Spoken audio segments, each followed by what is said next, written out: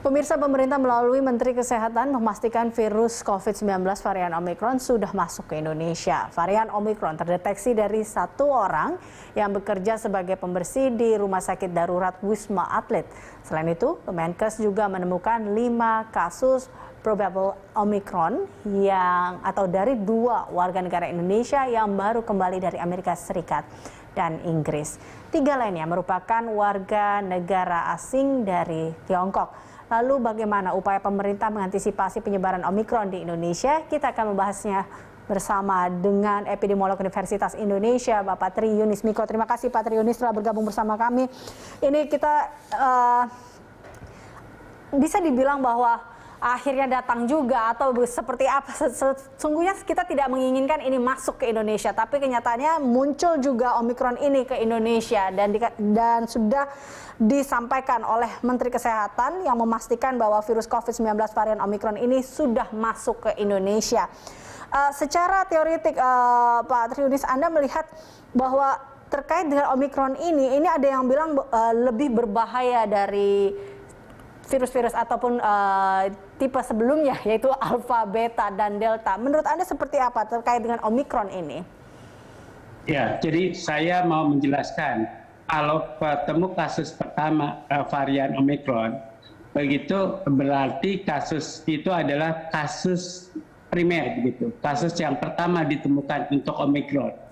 Berarti ada kasus indeksnya atau ada penularnya. Kalau itu adalah petugas kebersihan, berarti kasus indeksnya saya yakin bukan petugas kebersihan tersebut.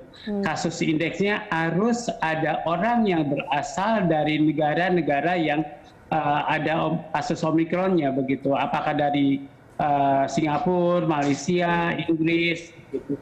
Jadi harus diidentifikasi.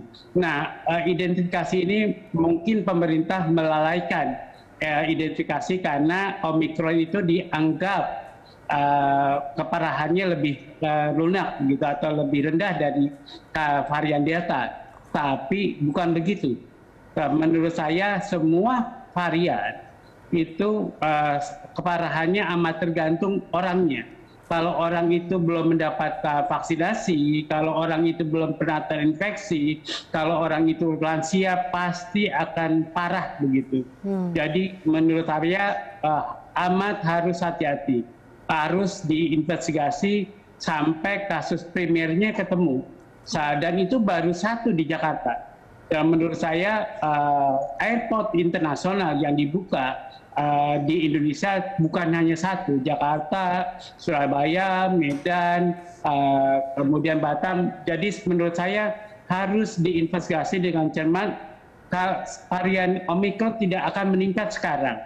Karena kita masih punya antibodi yang kuat, seluruh penduduk kita 60% lebih sudah terinfeksi varian Delta pada Juli 2021. Jadi sekarang tidak punya arti yang apa-apa, keparahannya akan mungkin lebih rendah dari Delta, kemudian penularannya tidak secepat kalau orang-orang kita atau masyarakat Indonesia belum terinfeksi. Kalau itu belum terinfeksi, mungkin penyebarannya akan secepat yang lebih cepat dari varian Delta kemarin bulan Juli. Kita bisa bayangkan kecepatan dari varian Delta, dan ini harusnya lebih cepat karena banyak orang Indonesia yang sudah terinfeksi dan bahkan vaksinasi kita sudah cukup banyak, maka kecepatan penularan Omicron ini akan terhenti sekarang. Tapi saya takut bulan Januari dan bulan Februari 2022 begitu. Ya, kecepatannya akan seperti Delta pada bulan Juli 2021 begitu, Pak. Artinya sekarang memang harus dikejar terkait dengan 3T ini ya, Pak Tri Yunis, karena mengingat bahwa harus dicari nih sumbernya di mana, jangan sampai ini juga menyebar. Kita ingat bahwa pada saat di awal virus corona itu masuk juga kita masih agak sedikit merasa tenang dan lama-lama kita jadinya panik kemudian. Nah, ini 3T ini memang harus terus dikejar menurut Anda agar tidak terjadi peningkatan atau kekhawatiran yang meningkat di tahun 2022? Ya, kalau kita memperlakukan Omicron ini sebagai varian berbahaya, maka kita harus mewajibkan pengejaran atau tracing begitu dengan baik. atau 3T dengan baik. Kemudian kalau kita menganggap remeh, ya seperti awalnya Delta, kita anggap remeh, kemudian bulan Juli akan meningkat. Nah, ada dua strategi yang harus dilakukan. Tadi 3T ditingkatkan dengan baik, di tracing semua kasus Omikronnya dengan baik, atau yang kedua adalah mempercepat kasus vaksinasi. Dan yang kedua ini saya takut kemudian pada tahun 2022 vaksinasi itu kita vaksinasi ulang akan bayar, hanya lansia yang tidak bayar. Itu yang saya takutkan. Kalau vaksinasi ini akan bayar dan cakupan akan menurun, kemudian Omikron ini akan mengakibatkan kerikil tajam dalam pengurangan kasus COVID di Indonesia begitu. Baik, Pak Triunis, ini kalau kita lihat terkait dengan risiko penularannya dan juga risiko kematian dari Omikron ini cukup menarik bila tadi kita mendengar laporan dari rekan Renat Christian yang tadi melaporkan dari Wisma Atlet. Ia mengatakan bahwa pasien yang sudah terpapar Omikron ini saat ini kondisinya sudah negatif. Nah, ini begitu cepat kita lihat prosesnya, tapi Anda melihat apakah ini memang karena faktor dari vaksinasinya kah, atau karena memang imun tubuhnya, atau seperti apa terkait dengan terinfeksi Omikron ini? Tugas kesehatan yang ada di Wisma Atlet mungkin pernah terinfeksi, dan saya yakin mereka telah divaksinasi 2 kali begitu. Jadi saya yakin bahwa imunitasnya di dalam tubuhnya amat baik. Tapi ini yang hati-hati, bahwa dia sudah mendapat vaksinasi dan mungkin sudah terinfeksi, masih terinfeksi oleh Omikron. Itu yang menjadi catatan harusnya.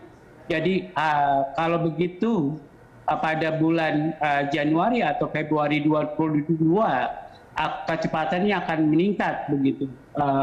Omikron kalau tidak diinvestigasi dengan baik, itu akan menjadi bara api yang siap membakar Indonesia lagi, walaupun membakarnya tidak separah bulan Juli 2021 pada waktu saat kita terbakar oleh badai Delta, ya, varian Delta. Kemudian atau Januari 2021, kasus hariannya Januari 2021 adalah 18.000 per hari. Pada Juli 2021 itu 54.000 sehari. Tapi saya yakin Omikron ini tidak akan membakar separah itu.